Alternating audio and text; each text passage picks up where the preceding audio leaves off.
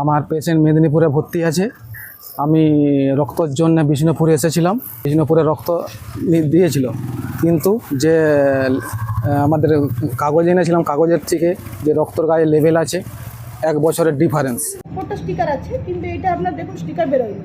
অন্য ব্লাডে বেশিরভাগ আমাদের হয় স্টিকার বা শেষ হয়ে গেছে, কিছু সমস্যা এটা হতেই পারে, কিন্তু সেটা লেখানো হয়েছে যেটা ছোট্টখাট্ট যে ইউজ করেছে তারও দেখার কথা ছিল। আমরা অস্বীকার করছি না, এটা ঠিক আছে। হ্যাঁ, এবং ওনাদেরও চেক করে নেওয়া উচিত, মানে নিয়ম আছে দুপক্ষে চেক করবে। বিষ্ণুপুর ব্লাড ব্যাংকের গাফিলতিতে বিপদে রোগীর আত্মীয় পরিজনরা। পশ্চিম মেদিনীপুর জেলার কেশপুরের বাসিন্দা গৌর ঘোষ গুরুতর শারীরিক অসুস্থতা নিয়ে জেলারই একটি বেসরকারি নার্সিংহোমে ভর্তি হন। তার চিকিৎসার জন্য ও নেগেটিভ রক্তের প্রয়োজন ছিল। পরিবারের লোকজন বহু চেষ্টা করে শেষ পর্যন্ত বিষ্ণুপুর ব্লাড ব্যাংক থেকে ও নেগেটিভ রক্ত সংগ্রহ করেন।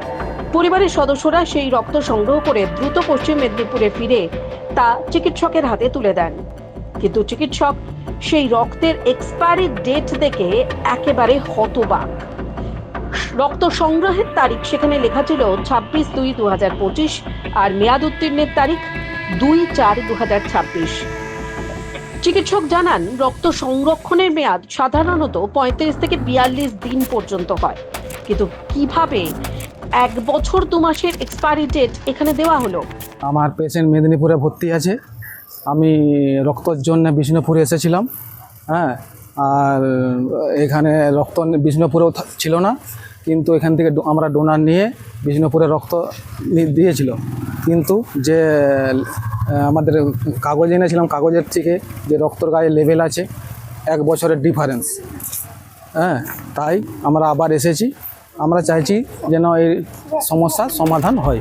এই ভুলের কারণে রক্ত রোগীর শরীরে দেওয়া সম্ভব হয়নি। পরিবারের লোকজন বাধ্য হয়ে সোমবার রাতেই আবার বিষ্ণুপুর ব্লাড ব্যাংকে ফিরে যান, আর সেখানে কর্তব্যরত নাইট স্টাফ জানান, একটা স্টিকার আছে, কিন্তু এটা আপনার দেখুন স্টিকার বেরোয়নি। অন্য ব্লাডে বেশিরভাগ আমাদের হয় স্টিকার বা শেষ হয়ে গেছে, কিছু সমস্যা এটা হতেই পারে, কিন্তু সেটা লেখানো হয়েছে যেটা ছোট্টখাট্ট যে ইউজ করেছে তারও দেখার কথা ছিল। আমরা অস্বীকার করছি না, এটা ঠিক আছে। হ্যাঁ, এবং ওনাদেরও চেক করে নেওয়া উচিত, মানে নিয়ম আছে দুপক্ষে চেক করবে।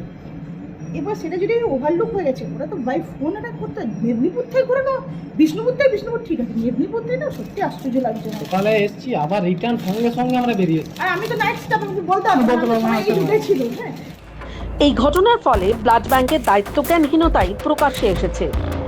একদিকে গরমকালে যেখানে তীব্র রক্তের সংকট, সেখানে এই ধরনের অব্যবস্থা এবং দায়িত্বজ্ঞানহীনতা আরও একবার হাসপাতালের গাফিলতিকেই চোখে আঙুল দিয়ে দেখিয়ে দিল।